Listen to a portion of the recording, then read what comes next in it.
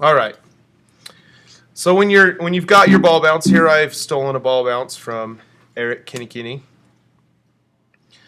You've got your animation. You're all done. Now Flash actually has a couple of cool things built in right into it.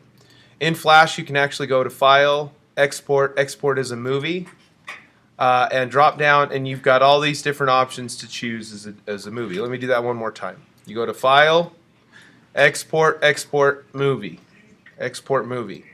Now, when you do that, like I say, you've got all of these different formats: a Swift movie, QuickTime movie, animated GIF, JPEG sequence, GIF sequence, PNG sequence. Now, these top three, Swift movies are really used on the internet. They are slowly going away as mobile devices become more prevalent, and the Flash player as a web device is disappearing. Swift movies are becoming less relevant. QuickTime is a really good format, really high quality. The problem with it, and they may have fixed it in CS6, so I'm going to test it right now. But the problem with it is it has a tendency to ghost. So you'll have a frame and it'll just leave like a hair pen drawing on the frame after it moves, and so it kind of ruins the illusion of movement. I'm going to actually do a JPEG sequence, but I'll do a QuickTime just to show you how it works.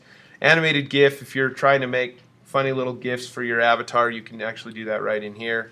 And then again, JPEG sequence, GIF sequence, PNG sequence, any three of those, basically they're just going to export out a series of pictures, and then you use a compiler like Adobe Premiere or Autodesk FCheck to compile those movies, and I will show you that here in just a second as well. So let's go ahead and do the QuickTime.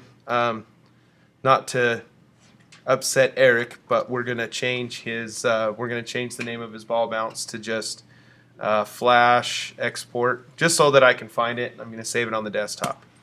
I hit save. I can go in and it wants to ask me the pixel size, all this other stuff. If you just leave it alone and just hit export, it's pretty much gonna do what you want it to do. Then opening back up my desktop, you should see one that's called Flash Export. And when we watch it,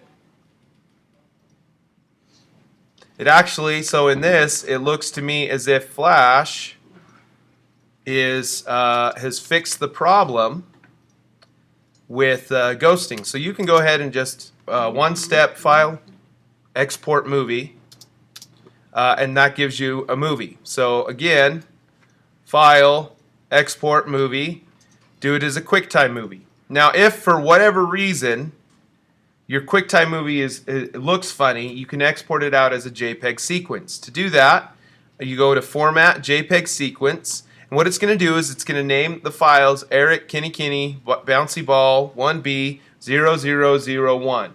And then it'll be 0002, 0003. It's just going to, in order, it's going to export out those frames from 0 to, in this case, 75.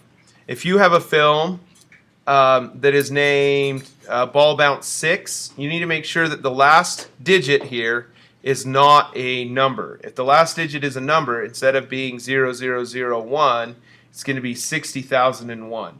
And FCheck won't recognize 60,001 as a starting number.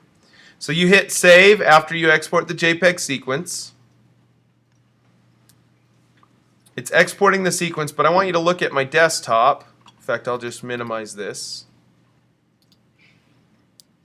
You can see that it exported out all 75 frames to my desktop. That's what we told it to do. So at this point, you can actually close Flash. And what we're going to do is I'm going to open up a program called FCheck. FCheck's a program that comes with Maya, but it has more than one use.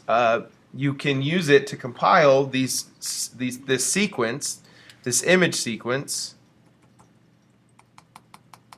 You can compile that image sequence into an actual animated movie. So I'm going to go ahead and open up FCheck by typing in FCheck.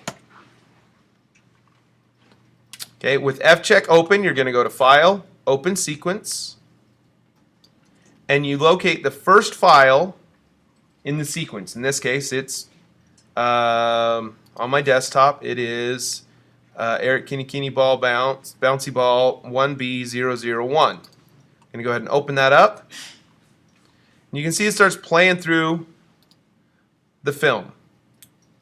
It's going to play really, really fast. If you uncheck the every frame, it'll show you what it's actually, the actual play speed. But really what's important at this point is just to make sure that it's running through all your frames. If all your frames are present, you go to File, Save as a Movie, give it a name, a location, use transformations, and now you have a movie file. So that's essentially how you export it out of Flash. Now ideally you can, well, less ideally you can just turn those files in and get credit for the ball bounce. But where you've got today, which gives you time, I want you to edit the ball bounce a little. So I'll stop the video now and we'll create another quick video to edit things into iMovie. So that is 2 ways to export things out of Flash. Use whichever one is going to give you the better result.